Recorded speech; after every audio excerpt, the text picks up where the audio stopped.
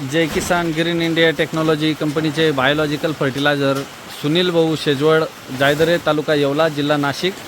तर जवळजवळ त्यांनी 4 एकरासाठी लाल कांद्याला घेतलेलं होतं आणि आता उन्हाळी कांद्यासाठी त्यांनी 5 एकरासाठी आता घेतलेलं आहे।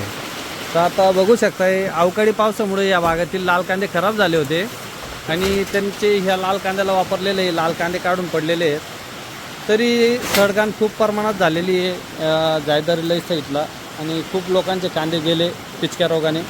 तर आतासुद्धा अवकाळी पाऊस चालूच झालेला आहे, बघू शकताय तुम्ही। आम्ही खत टाकायला आलेलो आहे त्यांच्या उन्हाळी कांद्याचं 5 एकरासाठी। तर आपण हे बघा इकडं की 5 एकराचं आता यांना आता उन्हाळी कांदे टिकण्यासाठी दिलेलं आहे। सुनील भाऊ काय सांगू इच्छिते तुम्ही शेतकऱ्यांना की आता चालू वर्षी जास्त पाऊस झाला, खूप लोकांचं नुकसान झालं, कांदे जमिनीतच सडून गेले?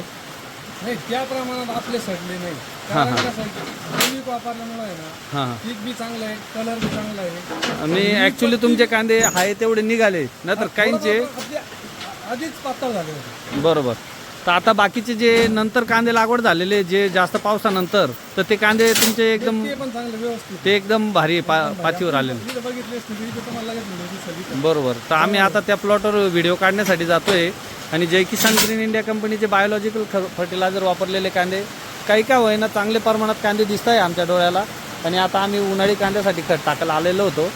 तर आता ते पाऊस चालू आहे म्हणून शेतात जर जाता आलं तर आम्ही त्या प्लॉटचा व्हिडिओ बनवणार आहेत। तर धन्यवाद सुनील भाऊ।